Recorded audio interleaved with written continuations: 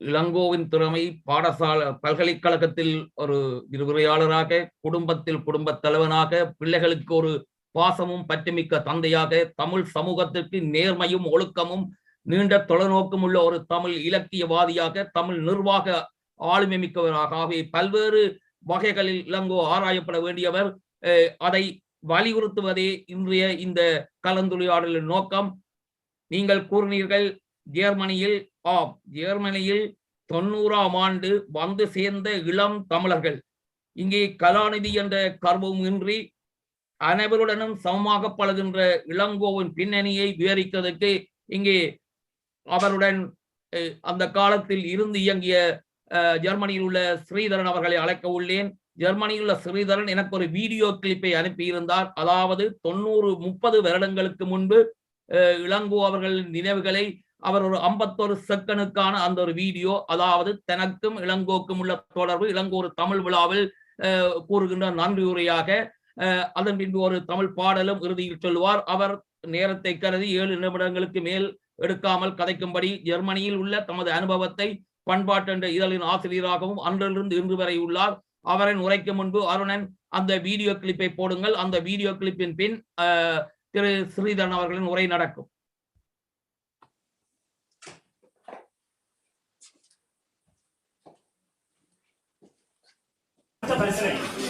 திருமதி ஜோசப் அவர்களுக்கு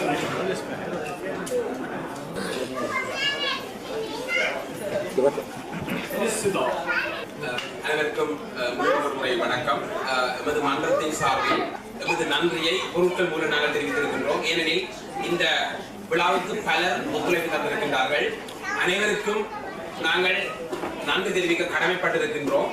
ஆனால் அனைவருக்கும் பொருள்கள் வழங்கி பரிசுகள் வழங்கி நன்றி தெரிவிக்க முடியாத நிலையில் நாங்கள் இருக்கின்றோம். அது இருப்பதின் பெருமதி சிறிது, ஆனால் அதை கொடுப்பவனுடைய நோக்கம் பெரிது. எனவே உள்ளிருக்கும் பொருளை வைத்து நன்றியின் அளவை இடைக்கூடாது. அதன் பின்னுள்ள நோக்கத்தை கருத்தில் கொண்டு இந்த நன்றியை ஏற்றுக்கொள்ளுமாறு உங்கள் சார்பிலும் மன்றத்தின் சார்பிலும் தனிப்பட்ட முறையில் சார்பிலும் கேட்டுக்கொள்கிறேன். நன்றி. திரு ஸ்ரீதரன் அவர்களே, உங்கள் விருப்பத்தின்படி அந்த வீடியோ கிளிப் போடப்பட்டது. உங்கள் உரையை தொடங்குங்கள். அன்மியூட் பண்ணிட்டு கதையுங்கள்.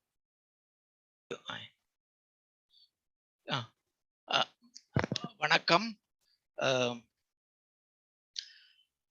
முதற்கண் இந்த உரையாடல் நிகழ்விலே கலந்து கொள்கின்ற அனைத்து அன்பு உள்ளங்களுக்கும் எனது வணக்கத்தை தெரிவித்துக் கொண்டு, அமரர் வேந்தனார் இளங்கோ அவர்களின் 70வது ஜனன தினத்தை முன்னிட்டு ஏற்பாடு செய்துள்ள இந்த உரையாடல் நிகழ்வில் ஜெர்மன் முன்சன் நகரில் இருந்து நானும் பங்கு பெற்றுவதையிட்டு பெருமை அடைகின்றேன். ஜெர்மனியின் தென்கோடியிலே அமைந்துள்ள பவேரியா மாநிலத்து தலைநகரான முன்சன் நகரில் இருந்து இங்கே வாழ்ந்து கொண்டிருக்கக்கூடிய அத்தனை மக்கள் சார்பாகவும் எனது கருத்தை சொல்ல ஆசைப்படுகின்றேன். யாழ்ப்பாணம் வேலணையை பிறப்பிடமாக கொண்ட தமிழறிஞர், தமிழ் பெற்றாளர், ஆசிரியர், கவிஞர், சொற்பொழிவாளர் போன்ற பன்முகத்தன்மை கொண்ட வித்துவான் வேந்தனார் அவர்களின் மகன் என்ற முதல் விடயமே இளங்கோ அண்ணா அவர்களுக்கு பெருமை சேர்க்கும் விடயமாக அமைகின்றது. கல்வியில் சிறந்து விளங்கி ஜெர்மன் பல்கலைக்கழகத்தில் விரிவுரையாளராக கடமையாற்றும் வாய்ப்பினை பெற்று கடமையாற்றிக் கொண்டிருந்த காலப்பகுதியில் தான் அவர்களுக்கும் எங்களுக்குமான தொடர்பு ஆரம்பமானது. நாங்கள் 1985ஆம் ஆண்டளவில் உள்நாட்டு யுத்தம் காரணமாக இலங்கையில் இருந்து அகதிகளாக ஜெர்மன் நாட்டின் முன்சன் நகரை வந்தடைந்தோம். அந்த காலப்பகுதியில் எமக்கிருந்த பெரிய பிரச்சனை மொழி பிரச்சனையே.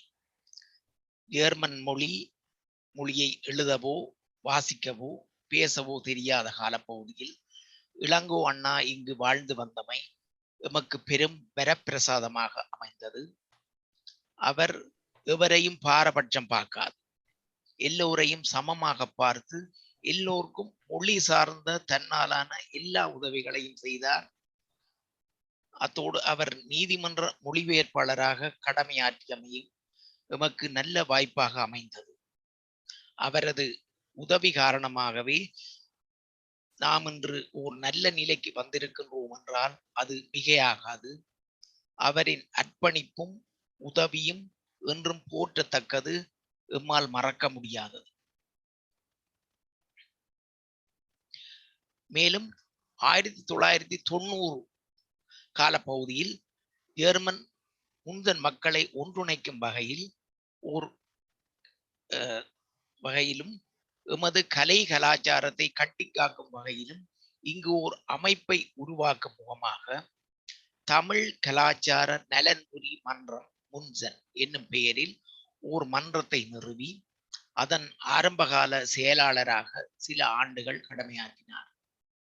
அக்கால பகுதியில் பல கலை நிகழ்ச்சிகளையும் அவர் இங்கு ஏற்பாடு செய்து வெற்றிகரமாக நடாத்தி காட்டினார்.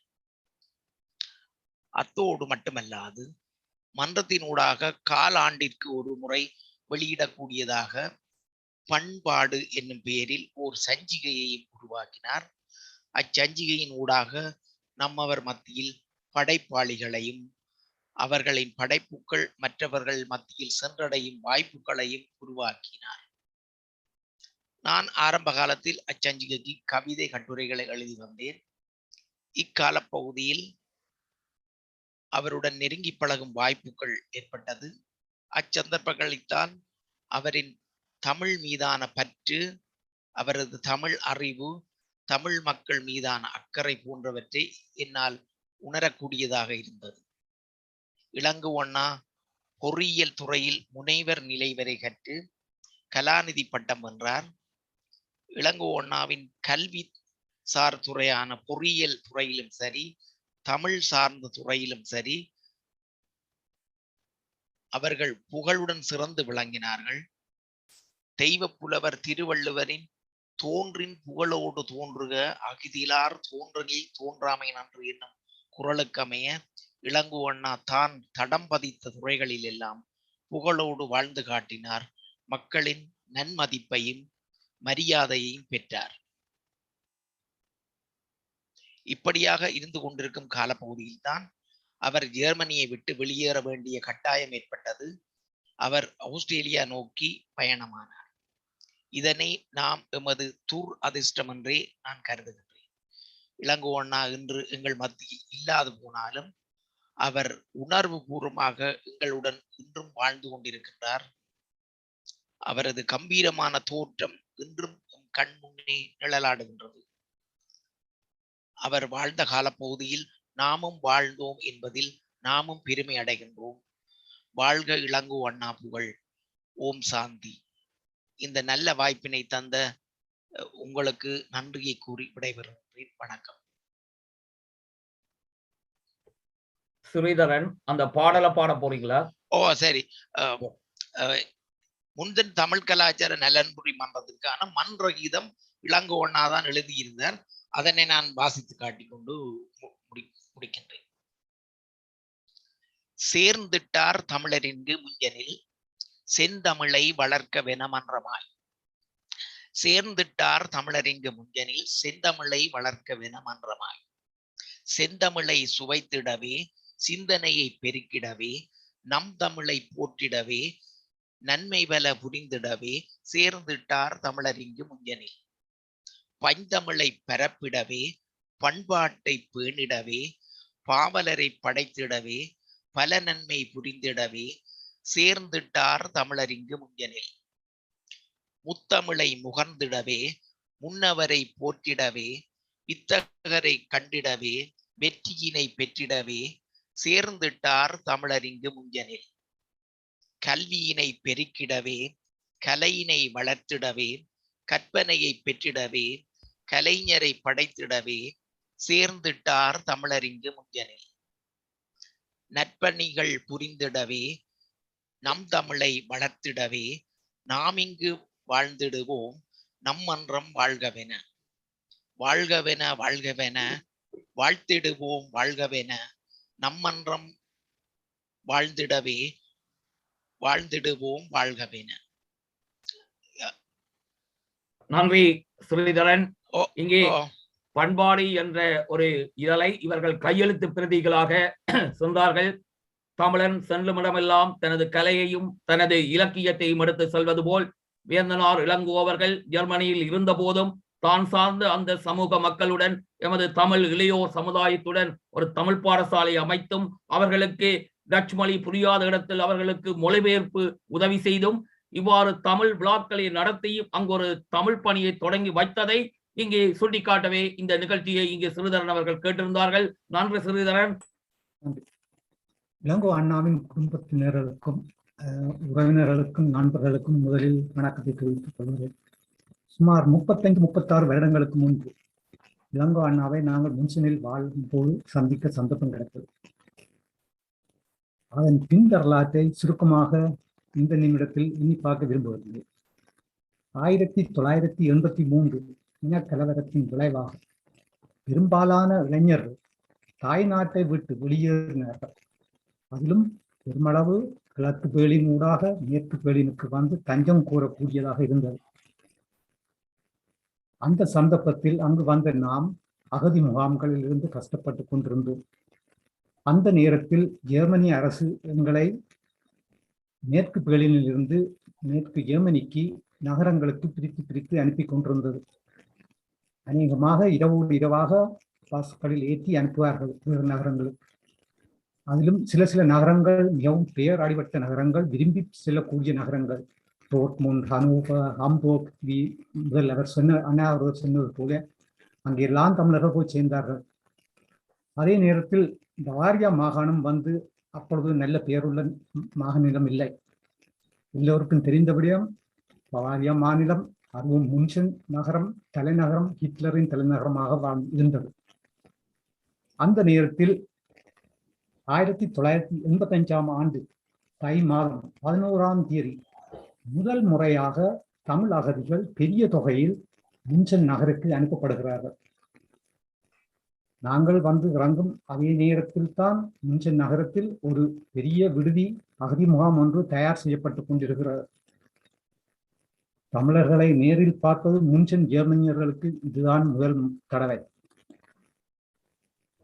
பல எதிர்ப்புகளை சந்தித்துக் கொண்டு உதவி இல்லாமல் கஷ்டங்களை அனுபவித்து அந்த முகாமுக்குள் வாழ்ந்து கொண்டிருக்கும் நேரத்தில் சில மத குருமார்கள் அல்லது பல்கலைக்கழக மாணவர்கள் எங்களை தேடி வருவார்கள், எங்களுடன் தொடர்பு கொள்ள முயற்சிப்பார்கள். ஆனால் எங்களுக்கு மொழி ஒரு முக்கிய பிரச்சனையாக இருந்தது.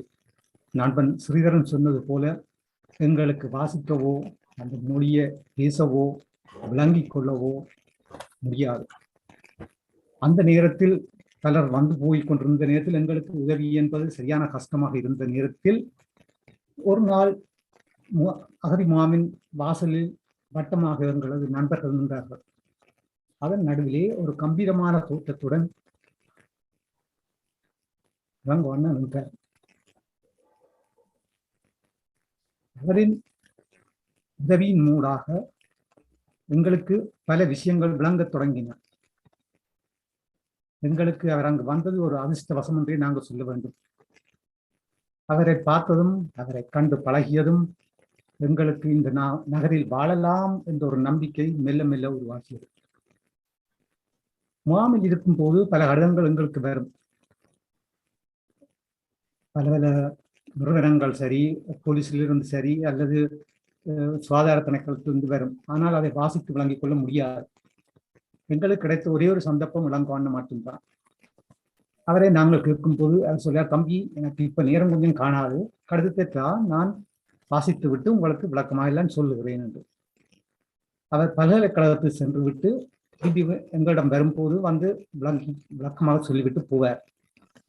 காலப்போக்கிலே எங்கள் தமிழர்களின் தொகை கூடிக்கொண்டு போக அவரால் வந்து சொல்ல முடியாத சந்தர்ப்பத்தில் என்ன செய்வார் என்று சொன்னால், அந்த கடிதங்களை வாங்கி கொண்டு சென்று விட்டு தனது செலவில் தனது பொழுதுபோக்கு நேரத்தில் அந்த கடிதங்களை மொழிபெயர்த்து ஒரு ஒலிப்பதிவு நாடாவில் அதை பதித்து கொண்டு வந்து எங்களிடம் தந்துவிட்டு செல்ல, தம்பி இதை வடிவா கேட்டு விளங்கிக் கொள்ளுங்கோ, விளங்கவில்லை என்று சொன்னால் திருப்பி சொல்லுங்கன்னு சொல்லிவிட்டு போவார்.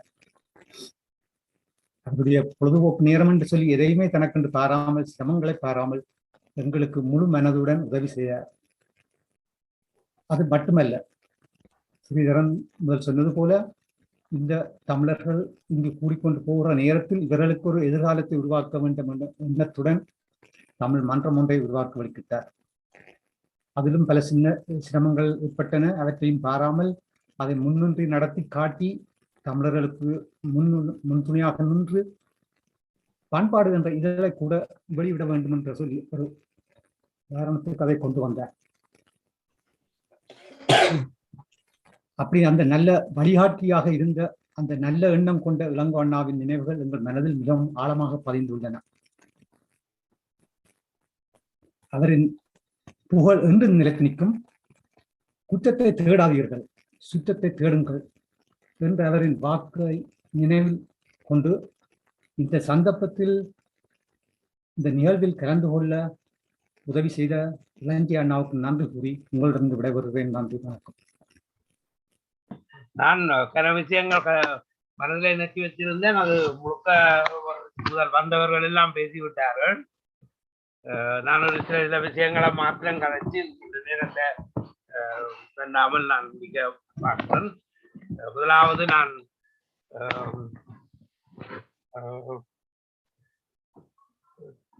இளங்கோ அண்ணே அவர்களின் இளங்கோ அண்ணே அவர்களின் 70வது பிறந்த நாளில் நாம் அனைவரும் ஒன்று கூடியதை விட்டு நான் பெருமகிழ்ச்சி அடைகிறேன். அதுக்காக சந்தர்ப்பத்தை ஏற்படுத்த உங்களுக்கும் மற்ற உறவுகளுக்கும் நான் நன்றியை தெரிவித்துக் கொள்ளுகின்றேன்.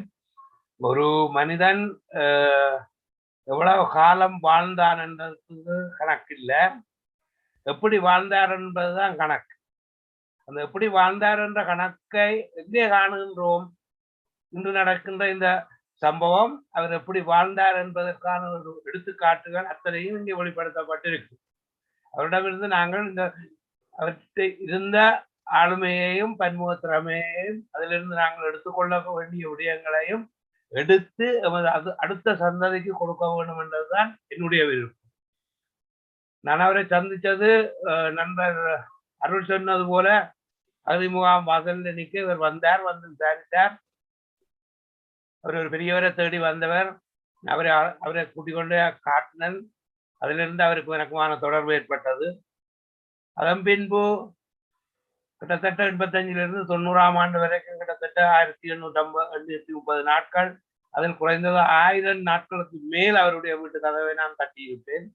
ஏனென்றால் ஒவ்வொரு நாளும் எல்லாம் 2 நாளைக்கு ஒருக்கால் ஏதாவது ஒரு தேவை கருதி, ஏதாவது ஒரு அலுவலகத்திலிருந்து வந்த அல்லது அகதிகள் சம்பந்தமான கடிதங்கள், வழக்கறிஞர் வந்த கடிதங்கள், இப்படியான கடிதங்களையும் கொண்டு என்னோடு 2 பேர் 3 பேர் வருவினோம். அப்படி அவர்களுக்கு நான் இடைஞ்சலை கொடுத்திருக்கின்றேன். இது அவர் செய்த பணி. அந்த உதவி மூலம் இன்று நாங்கள் எல்லோரும் ஒரு நல்ல ஒரு தகுதியான பதிவிட உரிமைகளை பெற்று அதுக்கு மேலும் பெற்று அடுத்த சந்ததியையும் அதுக்கான பாதையை கொண்டு செல்லக்கூடிய ஒரு வாய்ப்பு இருக்கு. அது அவற்றை பணி. அடுத்தது 85 90 கால பகுதியில அவர்கிட்ட இருந்த ஆளுமைகளையும் அவர்கிட்ட இருந்த நல்ல திறமைகளையும் நாங்கள் பயன்படுத்த முடியாமல் போனது காரணம் 85 காலப்பகுதியில் வந்தவர்கள் எல்லோரும் தனியாக. அப்ப அவர்களுக்கு அங்கிருந்த பிரச்சனை, இந்த நாட்டில் எங்களுக்கான அந்த அகதி அந்தஸ்து அங்கீகரிக்கப்பட வேண்டும், எங்களுடைய வாழ்வு உறுதிப்படுத்தப்பட வேண்டும். இந்த பிரச்சனையிலேயே நாங்கள் 5 வருடங்களாக எங்களுடைய காலத்தை செலவழிக்கின்றோம். இறுதி காலகட்டத்தில் அவருடைய முயற்சியின்படி ஒரு மன்றம் ஒன்று உருவாக்கப்பட்டது. அந்த மன்றத்தில் மூலம் அவருடைய 100க்கு 100% தனிப்பட்ட முறையில் தனிப்பட்ட முயற்சியில் ஒரு பாணி விழா நான் நினைக்கிறேன் 1990ஆம் ஆண்டு 9ஆம் மாதம் அவர் படித்த கல்லூரியின் விடுதியில் பெரிய ஒரு மண்டபத்தில் அந்த விழா நடந்தது. அந்த விழாவின் அறிவிப்பாளராக நான் இருந்தேன். அப்போது அண்ணன் கிட்டார் ஒரு கவியரங்கம் செய்வோம். அப்ப நான் சொன்னேன், அண்ணன் நான் மேடையில எதிர்த்து உடனுக்குடனே கவி இதை சொல்ல என்னால முடியாதுன்னு சொல்லி போட்டு நான் வீட்டை போய் யோசிச்சு போட்டு பார்த்தேன். நான் ஒரு கவிதையை எழுதி வாசிப்பேன். அப்ப நான் அண்ணன் சொன்னேன், நான் ஒரு கவிதை ஒன்று எழுதி இருக்கிறேன், அதை பாருங்க, நான் அதை வாசிக்கின்றேன் என்று ஓமன்று சொல்லி வாசித்தாச்சு. அது அவருடைய கலை. அப்ப அந்த கவிதை வாசிக்கும் போது அவர் என்னை அறிமுகப்படுத்த கூப்பிடும் போது சொன்னார், முதலில் மறுப்பார்கள், முடிவினில் வந்து நிற்பார்கள், முதலில் சொல்கின்றேன் நான் என்று. அப்ப அந்த கவிதையை நான் வாசித்தேன். அதுக்கு ஒரு பதிலும் அவர் அளித்தார். உண்மையில் அவரிடமிருந்து கற்றுக்கொள்ள வேண்டிய விடயங்கள் பல பல விடயங்கள் அவரிடம் இருக்கிறது. அந்த விடயங்களை கற்றுக்கொள்வதற்கும் அவருடைய விஷயங்களை நாங்கள் பெறுவதற்கும் எங்களுக்கு சந்தர்ப்பம் இல்லை என்று சொன்னால் 95ஆம் ஆண்டுக்கு பிறகுதான் இங்கே பிள்ளைகள் வளர துவங்கினார்கள். 93, 92 பிறந்த பிள்ளைகள் 95. அப்ப அந்த அவருடைய தமிழ் ஆளுமையை எங்களது பிள்ளைகளுக்கு கொடுக்கக்கூடிய ஒரு வலிமை சந்தர்ப்பம் உங்களுக்கு ஏற்படவில்லை. ஆனா முன்ஜனில பொறுத்தளவில் ஒரு விடயம் எழுதப்படாத பதியப்பட்ட ஒரு விடயம் நீங்க இன்றும் யாருக்கு டெலிபோன் எடுத்தாலும் வணக்கம் என்ற சொல்லி இருக்கு. அந்த சொல்லு அமரர் இளங்கோ அவர்களின் சொல்லு. யார் டெலிபோன் எடுத்தாலும் வணக்கம் சொல்லுவார். அந்த பழக்கம் இன்றைக்கும் அந்த சமகாலத்தில் வாழ்ந்த அத்தனை குடும்பங்களுக்கும் யார் டெலிபோன் எடுத்தாலும் வணக்கம் சொல்லுவார். இது முதலாவது ஒரு தமிழர்களுடைய பண்பாட்டை இந்த மாநகரத்துல நாங்கள் விதைச்சிருக்கிறோம். இதை தவிர நான் கலாக்கா, ஆர்னன், அரண்யா இந்த 2 பேரையும் நான் தூக்கி தெரிந்தது போல் யாரும் தூக்கி இருக்க மாட்டார்கள். அவர்கள் குழந்தைகளாக இருக்கும்போது நான் அதிகமான நேரம் அவர்களோடு செலவிட்டிருக்கிறேன். மற்றது அவர் தொடங்கிய பண்பாட்டு இதழின் ஆசிரியர் ஸ்ரீதரன் சொன்ன மாதிரி அது ஸ்ரீதரனுக்கு பிறகு நான் ஒரு குறிப்பிட்ட காலம் இதழை கொண்டு நடத்தி இருக்கிறேன். இதை தவிர நான் சொல்ல வேண்டிய விடயங்கள் முழுக்க கன விஷயங்கள் எல்லோருமே சொல்லிவிட்டார்கள். நான் என்னன்னு சொன்னால் அவர் 31 வருஷத்துக்கு முன்னே நான் அவரோடு சேர்ந்து வாசித்து அந்த கவிதையை மாத்திரம் வாசித்து அவர் அதுக்கு சொன்ன பதிலையும் சொல்லிவிட்டு நான் விட வர விரும்புகிறேன். வாணி விழா. சொந்த மண்ணில் எங்கள் வாழ்க்கையை தொலைத்து அந்நிய மண்ணில் இன்று அகதிகளாய் நாங்கள். சொந்த மண்ணில் எங்கள் வாழ்வை தொலைத்து அந்நிய மண்ணில் இன்று அகதிகளாய் நாங்கள். விண்ணில் ஒரு மூலையில் விடியும் விடியும் என்று விழா ஒன்று பூக்குறது ஜெர்மனியில். விண்ணில் ஒரு மூலையில் விடியும் விடியும் என்று விழா ஒன்று நடக்கிறது, பூக்கிறது ஜெர்மனியில். இருண்டு போன இலங்கையை வெளிச்சம் இன்னும் வெறுத்தொதுக்க சுருண்டு போகிறது என் இதயம். இருண்டு போன இலங்கையை வெளிச்சம் இன்னும் வெறுத்தொதுக்க சுருண்டு போகிறது என் இதயம். தொலைத்த பகலை இரவில் தேடும் எங்கள் இளம் தென்றல்கள் இன்னும் இன்னும் மண்ணில் தகனம். தொலைத்த பகலை இரவில் தேடும் எங்கள் இளம் தென்றல்கள் இன்னும் இன்னும் மண்ணில் தகனம். விண்ணில் ஒரு மூலையில் விடியும் விடியும் என்று விழா ஒன்று பூக்கின்றது ஜெர்மனியில். வாணி உன்னை வாணி என்றழைத்தால் பெற முடியாதுதானே, ஏனென்றால் உனக்கும் ஊரடங்கு சட்டம். வாணி உன்னை வாணி என்றழைத்தால் பெற முடியாதுதானே, ஏனென்றால் ஊரடங்கு சட்டம் உனக்கும் தானே. இரவை பகலாய் தெரியும் பனிபடர்ந்த தேசம் ஒன்றில் விசாலம் பதிய வைக்கும் விசாலமான வாணி விழா. இந்த கவிதையை நான் வாசிச்சு முடிய அதுக்கு பதில் சொன்னார், வெளிநாட்டில் இருந்து இளங்காற்றொன்று இலங்கையை நோக்கி வீசட்டும், அந்த புதிய காற்றங்கள் விடியலை நோக்கி போகட்டும் என்று. இதுதான் அவர் சொன்ன பதில். கணக்க விஷயங்கள் பகிர்ந்து கொள்ள இருக்குது. ஆன முறையில நான் அவற்றை சந்திப்பு அவரை நான் எவ்வளவு தூரத்துக்கு எங்களுடைய மக்களுக்காண்டி அவர் பயன்படுத்துகிறார் என்றது, மற்றது அவருடைய கலத்தன்மைகள், இவெல்லாம் எல்லாத்தையும் நாங்கள் புரிஞ்சிருக்கிறோம். இன்றைக்கு நாங்கள் அவர்கிட்ட இருந்து கன விஷயங்களை எங்களுக்கு தெரியாத விஷயங்களை கணக்க தெரிஞ்சு கொண்டிருக்கின்றோம்.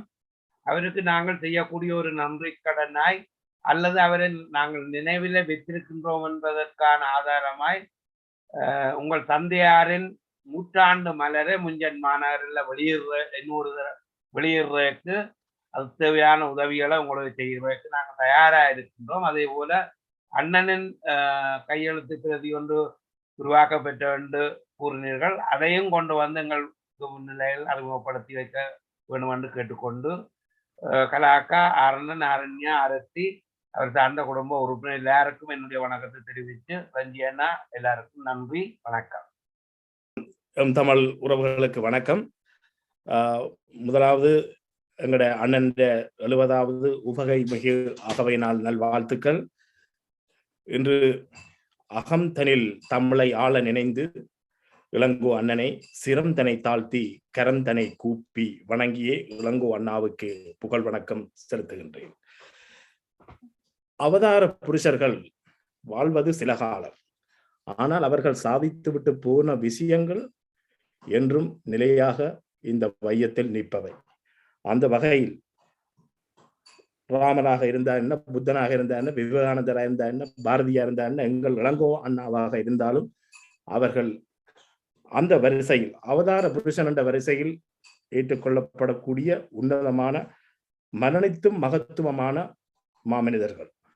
நீங்கள் இங்கே சொல்ல வேண்டிய பல உடைய கருத்து ஒரே தளத்தில் இருக்கின்றது.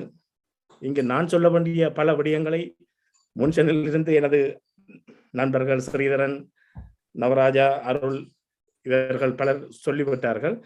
ஆகவே உங்கள் நேரத்தை கருத்தில் கொண்டு அவர் பற்றிய சில நினைவலைகளை உங்கள் முன் பகிரலாம் என்று நான் நினைக்கிறேன். இங்கு அண்ணன் 80ஆம் ஆண்டு இந்த நாட்டில் வந்தது எனக்கு பிறகுதான் தெரியும். நான் 85ஆம் ஆண்டு இங்கே முதல் அலையில் முதல் வரிசையில் இங்கே தமிழராக புலம்பெயர்ந்து வந்த காலத்தில் ஒரு வருஷம் கழித்து நான் அண்ணனை முதல் சந்திக்கின்றேன். அன்றிலிருந்து அவர் இங்கு எமக்கு பிரியாவிடை நாங்கள் அவருக்கு கொடுத்து விலகி செல்லும் 91ஆம் ஆண்டு வரை எங்களுடன் மிகவும் நெருங்கிய நட்பிலும் கரிசனையும் கொண்டு நான் மட்டுமல்ல, எனது மனைவி, அப்போது ஆரம்ப காலத்தில் இங்கே வந்த பெண்களில் அவரும் ஒருவர். அந்த வகையில் கலாக்காவுடன் எங்களுடன் நெருங்கிய தொடர்பு. நாங்கள் பல நாட்கள் அவர்கள் வீட்டுக்கு சென்று எங்களை விருந்தோம்பல் செய்திருக்கின்றார்கள். அதே மாதிரி நாங்களும் அவர்களை நிறைய தடவை எங்கள் வீட்டில் அழைத்து நாங்கள் உறவாடி இருக்கின்றோம். அதை தவிர அவர் தனிப்பட்ட ரீதியிலும் குடும்பங்கள் பற்றிய நிறைய விஷயங்கள் எங்களுக்கு சொல்லி நாங்கள் ஒரு அண்ணன் தம்பி போல் நாங்கள் புழங்கி இருக்கின்றோம். அந்த வகையில் அவரோடு நானும் நட்பு உறவு கொண்டாடினதை நான் இன்றைக்கு நினைச்சு பெருமைப்படுகிறேன். சமீபத்தில் எனது நம்பர் 30ஆம் தேதி 12ஆம் மாதம் 1990 ஒரு வீடியோ காணொலியை இதில் போட்டிருந்தார். அதில் முதல் களம் அமைக்கப்பட்டு முதல் பண்பாட்டு எங்களோட மன்றம் தொடங்கின அன்று நான் அந்த அறிவிப்பை நான் தான் செய்திருந்தேன். அவருக்கு அருகில் நான் கோச் ஷூட்டோட நிற்பது நான் தான்.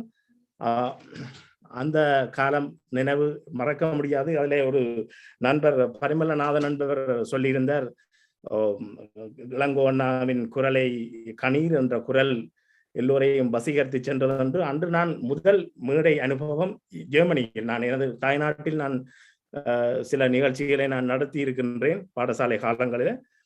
ஆனால் அவர் அந்த நிகழ்ச்சியை பார்த்து போட்டு என்னை நிறைய பாராட்டினார். சபேசன் உடையது குரல் கணீர் என்ற அந்த குரல், ஒரு வசீகரிக்கிற குரல், எல்லாரையும் திரும்பி பார்க்க வைச்சது. கொஞ்ச நேரம் நீர் இந்த இதை தொடரும் என்று நான் அதுக்கு பிறகு கொஞ்ச காலங்கள் நான் இங்கே நடந்த நிகழ்ச்சிகளை, இசை நிகழ்ச்சிகளில் இப்படி நான் அறிவிப்பாளராக நான் இங்கே கலந்து கொண்டதுக்கு இளங்கோ அண்ணாவின் ஊக்குவிப்பும் ஒரு காரணம். அவர் ஒரு இங்கே 1980s இங்கே சொல்ல போனா நிறைய தமிழாக்கள் இங்கே இருந்தாலும் படித்த துறையில, அதாவது ஸ்காலர்ஷிப்ல வந்த அந்த இளங்கோ அண்ணா காலத்துல வெறும் தமிழர்கள் இங்கே வந்திருந்ததாக நாங்கள் அறிந்தோம். ஆனால் அவர்களை நாங்கள் நேரில் பார்த்தது இல்லை.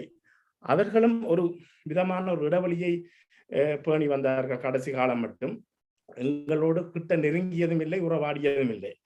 ஆனால் இளங்கோன்னா அந்த நேரம் தான் வந்து இருந்த அந்த காலத்துல அவருக்கும் எங்களுக்குமான இடைவெளி அவர் பேணி இருக்கலாம். ஆனால் அவர் 1985 இருந்து இங்க வந்த காலத்துல இருந்து எந்த ஒரு பிரச்சனை, அதாவது நாங்கள் இருந்த விடுதியில் வேறு ஏதாவது ஒரு அடிப்படையோ வேறு ஒரு பிரச்சனை என்று சொன்னாலும் அடுத்த நிமிஷம் இரவு பகல் என்று பாராமல் வந்து தனது நேரத்தை துச்சம் என மதிச்சு எங்களோட வந்து எங்களோட பணிகள்ல எங்களுடைய பிரச்சனைகளை தீர்த்து வைப்பதில் இருந்து தமிழை வளர்க்க வேணும் என்று அவர் கடைசியில ஒரு செவ்விகள் ஒன்று ஆஸ்திரேலியால நடந்ததிலே கூட அவர் திருப்பி அதை வலியுறுத்தி இருந்தார். நாங்கள் ஒரு ஜெர்மனியில பேசுகிறார்கள், ஒரு ரஷ்யன்ல பாசையில பேசுகிறார்கள், எங்களோட தமிழர்கள் தமிழில் பேச வேண்டும் என்பது அவரது இறுதி நாள் ஆசை, அவரது கனவு கூட. அதைத்தான் நாங்கள் இங்க ஐரோப்பாவில கவனிச்சா தெரியும். நாங்கள் வந்த ஃபர்ஸ்ட் பேட்ச் என்றபடியா நாங்களும் அதை பேணினபடியா இன்று மட்டும் நாங்கள் எங்களோட பிள்ளைகளோடையோ அடுத்த ஒரு தலைமுறையினோடையோ நாங்கள் தமிழில் தான் பேசி வருகின்றோம். அதை நீங்கள் அறிவீர்கள். பொதுவாக நீங்கள் ஊடகங்களூடாக ஐரோப்பா கண்டத்தை பொறுத்த மட்டிலே பெரும்பாலும் ஜெர்மனி, பிரான்ஸ், சுவிஸ்ல எல்லாம் தமிழில் தான் பேசுவோம், தமிழில் தான் பிள்ளைகளோட நாங்கள் கலந்துரையாடல் செய்வோம். அது இளங்கோவண்ணா எங்களுக்கு சொல்லிவிட்டு சென்றது. நாங்கள் அவரை ரோல் மாடலா கருதுறபடியா அந்த பாணியில வெள்ளன நவராசா சொன்னார் வணக்கம் என்ற ஒரு வார்த்தைக்கு நாங்கள் மீண்டும் மாகுடம் செலுத்தினோம் டெலிபோன் வாயிலாக என்று. அதே போல் இந்த தமிழ் என்ற ஒரு உணர்வை இன்றைக்கு ஆஸ்திரேலியாவுக்கும் எங்களுக்கும் இடையில கண்டங்கள் விட்டு நாங்கள் தாண்டி இருந்தாலும் பாலம் போடுவது இளங்கோவண்ணான்ற அந்த தமிழ்ல சொல்லப்படுற அந்த பாசமும் பாலமும் ஒரே வரிசையில நாங்கள் பார்க்க வேண்டிய ஒன்று. அந்த வகையில இளங்கோவண்ணா தந்தையார் வேந்தனார், மதிப்புக்குரிய வேந்தனார், நாங்கள் சிறு வயதில் பாடங்களை கற்றதும் கூட அவற்றை பாடங்களை நாங்கள் கற்றிருக்கின்றோம். அவர் விட்டு சென்றதை தனியன் தவறாமல் செய்து தனது நற்பணியினை செய்து சென்றிருக்கின்றார். அதே சமயத்துல ஒரு நல்லொரு தம்பியாக ராமருக்கு வாய்த்த லக்ஷ்மண் போன்று இன்று இந்த எங்கள் மதிப்புக்குரிய இளஞ்செய் அவர்களும் அண்ணாவின் இந்த நினைவு பாராட்டலை, இந்த 70வது அகவையினை மிகச்சிறப்பாக செய்து கொண்டிருக்கிறீர்கள். உங்கள் அனைவருடனும் நான் இன்று கலந்து கொண்டதில் பெரும் மகிழ்ச்சி. அவரது குடும்பம் அனைவருக்கும், கலாக்கா, ஆரண்யா, அதுக்கு கீழே ஒரு தங்கச்சி இருக்கிறார், அவன் பேர் எனக்கு ஞாபகம் இல்லை. நாங்கள் மற்றும்படி இங்கே சமீபத்தில் கூட அவர்கள் இங்கே வந்த போது நாங்கள் சந்தித்திருந்தோம். மீண்டும் உங்கள் அனைவருக்கும் நன்றி பாராட்டி விடைபெறுகிறேன். வாய்ப்புக்கு வழி சமைத்ததுக்கு நன்றி. வணக்கம்.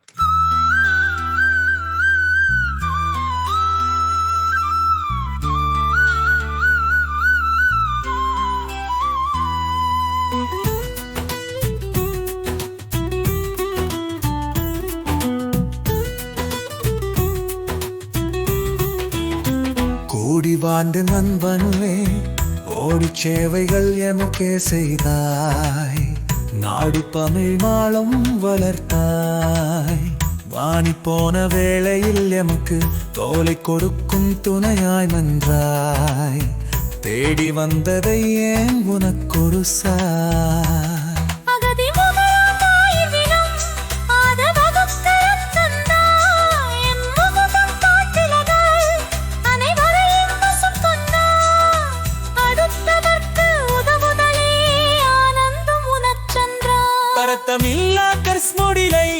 படித்து பெரும் பண்டிதனானாய், பைன்னமிழர் சேவை நாடி மொழிபெயர்ப்பாளனும் ஆனானாய், பல பேருக்கு உதவும் உன்னை பரமன் விரைவாய் அழைத்ததே நூறு.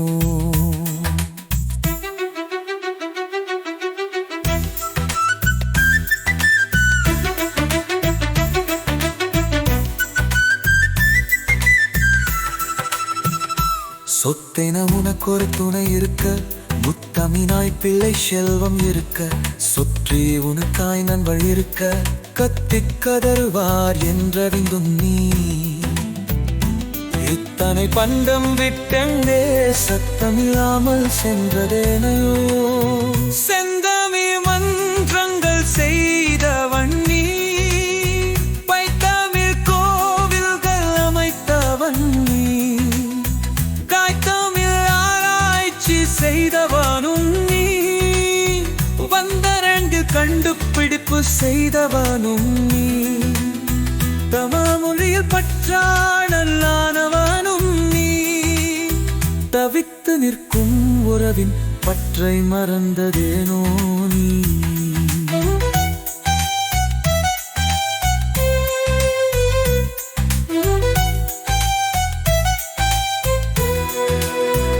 நிரந்தரம் இல்லா வையக வாழ்வில்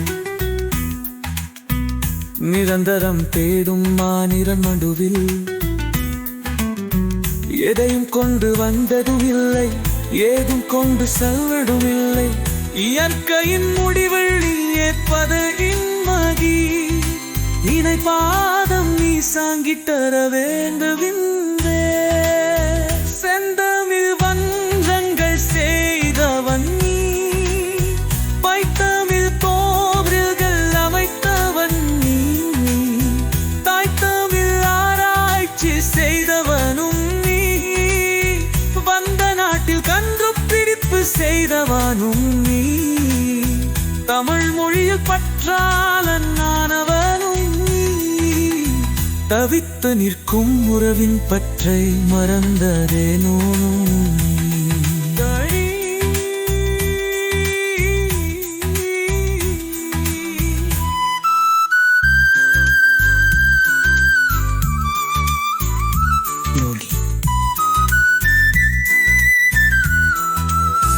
நீலாத்துயிரெல்லாம்